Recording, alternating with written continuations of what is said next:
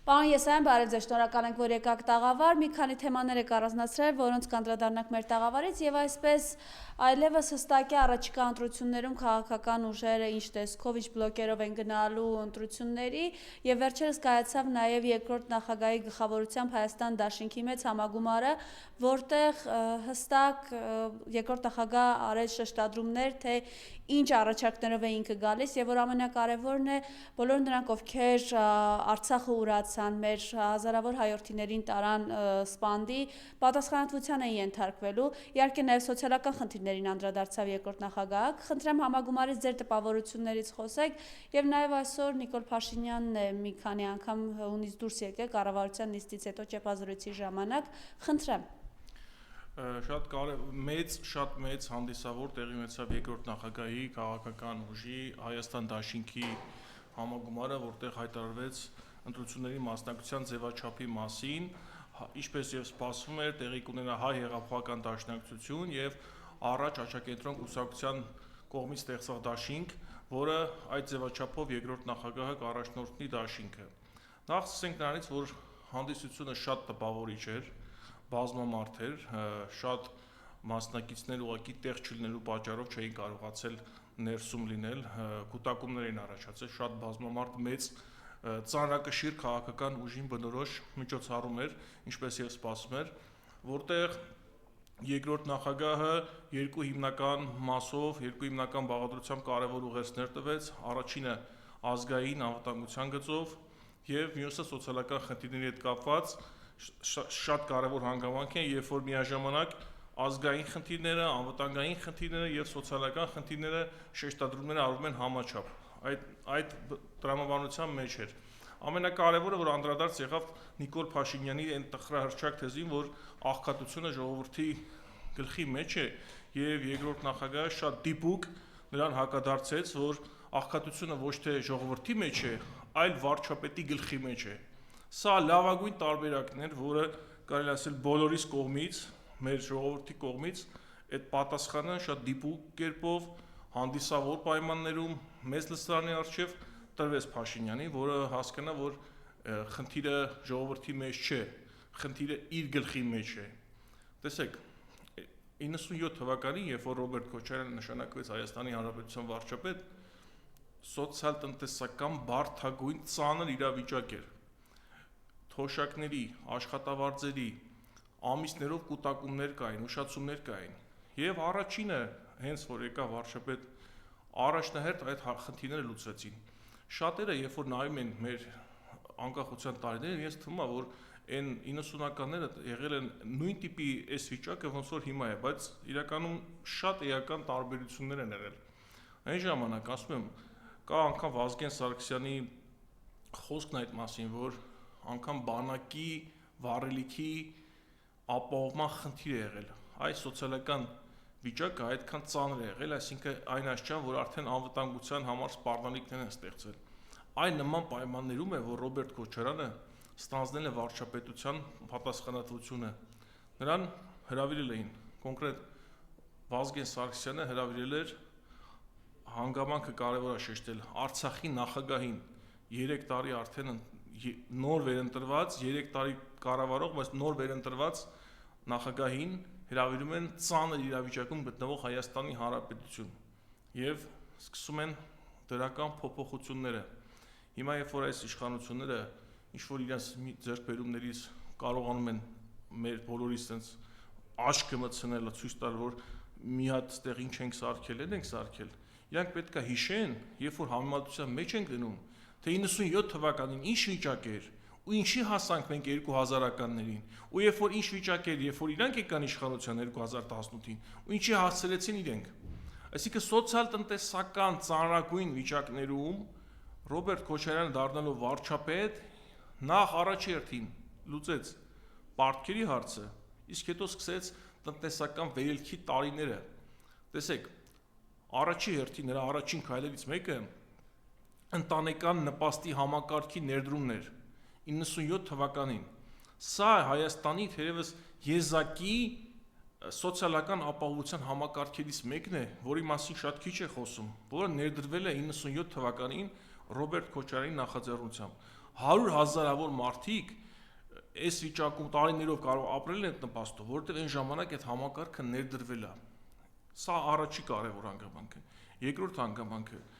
սկսեց տնտեսությունը կամաց-կամաց աշխուժանալ, բացվեցին խոշոր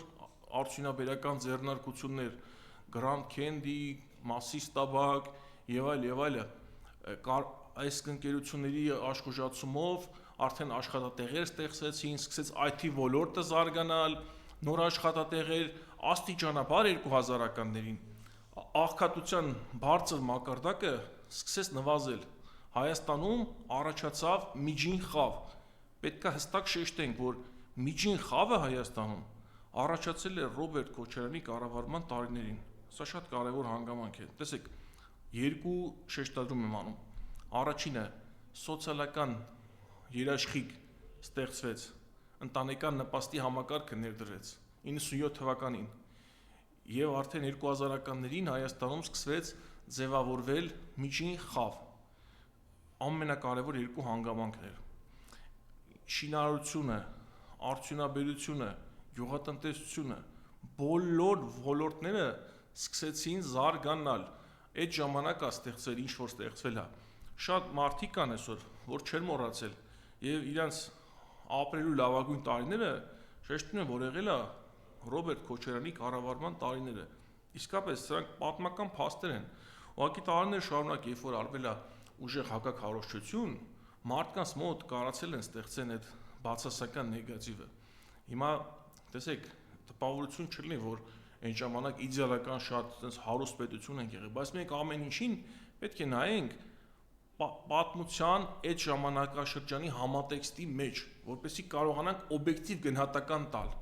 Էս է խնդիրը։ Երբ որ նայում ենք, ասում են, այն ժամանակ շատ եղել են արատավոր երևույթներ։ Ախր Հայաստանում արատավոր երևույթները առաջացել են 90-ականների սկզբից։ Անկախության առաջին տարիներից թե տնտեսական, թե քաղաքական բոլոր ոլորտներում առաջացել են, արմատավորվել են արատավոր երևույթներ։ Սա շատ հստակ պետք է ֆիքսենք 90-ականների սկզբից։ Քոչարյանի կառավարումը սկսել է 97-ին վարչապետությամբ, 98-ից նախագահությամբ։ Այսինքն, երբ որ դուք դնում ես այդ արատավոր երևույթները նույնացնում ես Ռոբերտ Քոչարյանի հետ, դա արդեն սխալ է, սուբյեկտիվ է, տենց չի եղել իրականում։ Երբ որ ինքը եկել է, արդեն եղել են օրինակ падգամավորներ ընտրված, շուտ դեմքեր, ոչ բարի համբավ ունեցող, որոնք բայց կազմել են խորհրդարանի մեծ մասը։ Հիշում եք մեծամասնական ընտրակարգը որ կար։ Այդ падգամավորները եղել են։ Հիմա օրինակ մարդիկ ասում են, այն ժամանակ էս ինչներ, էս ինչը իրան վատ էր պահում, բայց ժողովուրդ պետք է մենք ֆիքսենք, այդ երևույթները ավելի շուտ են եղել։ Հիմա, երբ որ եկավ ինքը 98-2003 թվականներին կատարեց լրջագույն, կարևորագույն բարեփոխումներ։ Հիմա թվարկեմ դրանցից մի քանիսը։ Առաջինը, Հայաստանը 2001-ին անդամակցեց Եվրախորհրդին։ Պատկերացնում եք, Ռոբերտ Քոչարյանն այսօր ամենաշատը մեղադրում են իշխանական ռոպագանդիստները նրա մեջ, որ Հայաստանը տանելու է մտցնի միութենական պետություն, բայց մի րոպե 10 տարի իշխանության լինելով այդ թեման օրակարգում չի եղել, այլ ճիշտ հակառակը։ Հայաստանը դարձել է Եվրախորհրդի անդամ 2001 թվականին։ Հստակ փաստ է, որ պետք է արձանագրենք, որ մանիպուլյացիաները շարունակվեն։ Այդ անդամակցումը չի լինում, ասես մեկ էլ որոշում են դու պետք է անդամակցես։ Հսկայական աշխատանք է տարվել այդ ուղղությամբ, օրենսդրությունն է բարեփոխվել, չգիտեմ, բազմաթիվ բարեփոխումներ են եղել, աշխատանքային խմբեր են ստեղծվել, աշխատանք են տարել, որից հետո նոր, երբ որ արդեն որոշակի համապատասխանություն եղել է, Հայաստանը կարողացել է անդամակցել Եվրախորհրդին։ Մյուս բարեփոխումների մասին ստեղծեցին բազմաթիվ հանձնաժողովներ, որոնք մինչև այդ ուղղակի չկային։ Ստեղծեց մրցակցության պաշտպանության հանձնաժողովը, որտեղ հասկացան, որ խնդիրներ կան դաշտում, սպառողների իրավունքների պաշտպանության, մրցակցային ընդհանրապես երևույթների հետ կապված ինստիտուտ ստեղծեց սպառողների պաշտպանության հանձնաժողով։ Երբ որ քաղցրահեղության խնդիր կար, երբ որ տարբեր պաշտոնյաներ կուսակցական իրենց կադրային քաղաքականությունը պայմանավորում էին կուսակցական պատկանելությունից, դրանից տուժում էր կառավարման համակարգը, եւ ինչ արեցին, այս երևույթի դեմն առնելու համար ստեղծեցին քաղցրահեղության ինստիտուտը պաշտպանելու այդ աշխատողներին, որը մինչև հիմա գործում է, ստեղծեց ռադիոյի եւ հեռուստատեսության եւ ռադիոյի անկախ հանձնաժողովը, որը պետք է կարգավորեր այդ մեդիայի ոլորտում աշխատանքները, մինչև դա Հայաստանը գնումների մասին օրենք չուներ, պատկերացնում եք, էլի Քոչարյանի նախաձեռնությամբ ստեղծվեց, ընդունվեց գնումների մասին օրենքը, որը որոշակի կանոններ սահմանեց, հասկանում եք, սրանից առավել արդյունավետ, անհրաժեշտ որևէ քայլ ես չեմ պատկերացնում, որ կարա լիներ կոռուպցիայի դեմ պայքարելու համար։ Փաստացի ստեղծվել է օրենք, որը մինչև հիմա գործում է, հասկանում եք, Հայաստանում հիմա գործում են այն օրենքները, որոնք ընդունվել են նախագահության առաջին տարիներին Քոչարյանի։ Հենց մեկը գնումների մասին օրենքը։ Պատկերացրեք, 0-ից ստեղծվում է, այսինքն չի եղել դες բան։ Ոչ թե բարելավել է եւ այլ ընդհանրապես գոյություն չի ունեցել։ Է մարդիկ ինստիտուտներ են ստեղծել, համակարգեր են ստեղծել, պետական կառավարման համակարգեր են ստեղծել։ Այդ համակարգերը լավ են աշխատել, թե վատ են աշխատել, դա ուրիշ հարց է, բայց կարևորը եղել է քաղաքական կամք ստեղծելու նման համակարգեր։ Մյուսը, երբ որ այս գործող իշխանության ներկայացուցիչներին իրենց հսկայական պարգևավճարների հետ հարցեր են տալի, իրանք առաջի հերթին ինչ են ասում են, մեր հայտարարագրում կնայեք։ Իսկ գիտեք այդ հայտարարագրման ինստիտուտը ով է ներդրել։ Էլի Ռոբերտ Քոչարյանի կառավարման տարիներին է ներդրվել։ Տեսեք, արդեն ինչքան բան թվարկեցինք, գնումների մասին օրենք, հանեք պետական գնումների ոլորտը, չէ, հսկայական միջոցներ են, չէ, ծախսվել։ Հսկայական։ Առանց օրենքի, այդ մարդիկ եկել են կամք են ունեցել, ներդրել են օրենք, որով կարգավորել են ոլորտը։ Ներդրել են իշխան պաշտոնյաների հայտարարման ինստիտուտը ինչի համար, որ կարողանան փակեն կոռուպցիայի ճանապարհները, այսինքն այն կոռուպցիայի, որը եղել է 90-ականներին։ Տեսեք, պետք է այդ պատկերը շատ հստակ հասկանանք։ Կոռուպցիա, արատավոր երևույթներ Հայաստանում եղել են 90-ականների սկզբից։ 97 թվին եկել է Քոչարյան վարչապետ, 98 թվին դարձել է նախագահ։ Նախագահ դառնալուց հետո ինքը ստեղծել է համակարգեր, գնումների մասին օրենք է ընդունվել, պաշտոնյաների հայտարարման մասին այդ համակարգն է ներդրվել, մարդու իրավունքների պաշտպանության ինստիտուտն է ստեղծվել, մրցակցության պաշտպանության հանձնաժողովն է ստեղծվել, այսինքն կարևորագույն ինստիտուտներ են ներդրվել, որոնք բարեփոխումներ են եղել ըստ էության։ Հիմա երբ որ նայում ենք մեր պետական համակարգի գործունեությունը, այն ինչ որ այն ժամանակ ստեղծվել է, մեծ նշանակություն ունի հիմա։ Այսինքն հիմա ինքը ամբողջ իր ուժով ծառայում է այն նպատակին, որի համար աղվել է։ Տեսեք, բազմաթիվ իհարկե նաև խնդիրներ են եղել, բայց բնականաբար հասկանում ենք, չէ՞ որ հնարավոր չէր 1 րոպեում 1 կնոպկա սեղմելով արատավոր երևույթները վերացնել, որովհետև այդ արատավոր երևույթների հետ եղել են կանգնած մարդիկ, ովքեր օգտվել են եւ այլն։ Հիմա անդրադառնանք մյուս ոլորտներին։ Զվարթնոց օդանավակայանը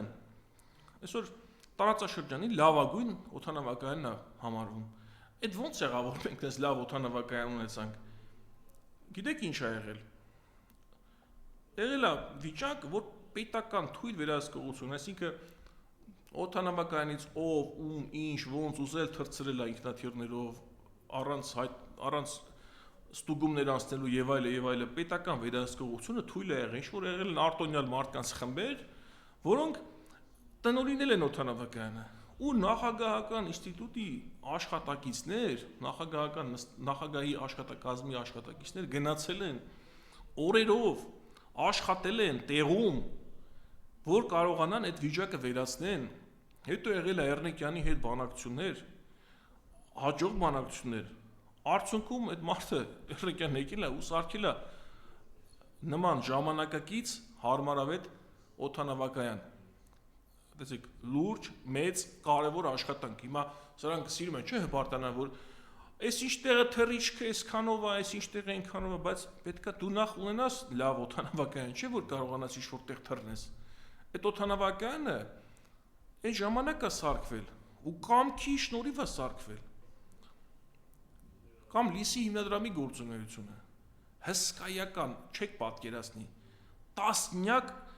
մշակութային օջախներ են հիմնանորոգվել, տասնյակներով, ճանապարհներ են կառուցվել, հազարավոր բնակարաններ են կառուցվել Գյումրիում, ու ամենակարևորը շատ արդյունավետ են տնօրինել միջոցները։ Կա Հարութ Սասունյանի Լիսի հիմնադրամի փոխտնօրենի այդ մասին պատմող նյութերը, որ Քրքորյանը ինքան գոհ է եղել այդ աշխատանքներից, որ ընթացքում գումարի չափը ավելացրել է։ Այսինքն կարևոր ձեռքբերումներ են եղել ժամանակին։ Լիսի հիմնադրամի մասին խոսեցինք, օդանավակայանի մասին խոսեցինք, սոցիալական վիճակի փոփոխության մասին խոսեցինք, բայց անդրադառնանք նաև խաղաղությանը 10 տարի կայուն խաղաղության ժամանակներ են եղել։ 10 տարի, երբ որ մենք զգացել ենք մենք հաղթած պետության քաղաքացի ու չենք մտածել, որ երբևէ կունենանք այս վիճակը, որ ունեցանք։ Այստեղ նորից կարևոր հանգամանք է։ Այդ ո՞նց եղավ խաղաղությունը։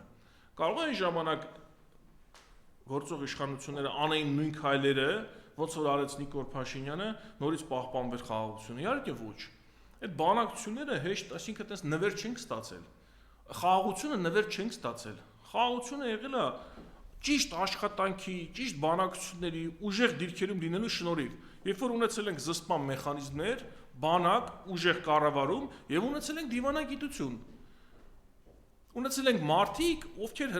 կարողացել են բանակցել, կարողացել են արդյունք ստանալ, հասկանում եք։ Այսինքն այն ժամանակ էլ եթե արվեին այս նույն սխալները, եք ունենայինք նույն վիճակը։ Այս համեմատությունը հասկանալու համար եմ ասում։ Սա էլ մյուս ոլորտն է։ Չգիտեմ, անվտանգային, սոցիալական, քաղաքական բոլոր ոլորտներում մեր ամենալավագույն տարիներն են։ Տեսեք, հիմա երբ որ նայում ենք այսօրվա վիճակը, ինչ ունենք։ Այսօրվա ընտրությունների մասնակիցների մեջ ամենափորձառու թիմը, որը ունի ինստիտուցիոնալ հիշողություն պետական կառավարման մեջ, նորից Ռոբերտ Քոչարյանի թիմն է։ Մենք, ժողովուրդ ջան, ժամանակ չունենք էքսպերիմենտներ անելու, ինչ-որ փորձեր անելու, ամենայն հարգանքով մյուս ընդդիմադիր ուժերին,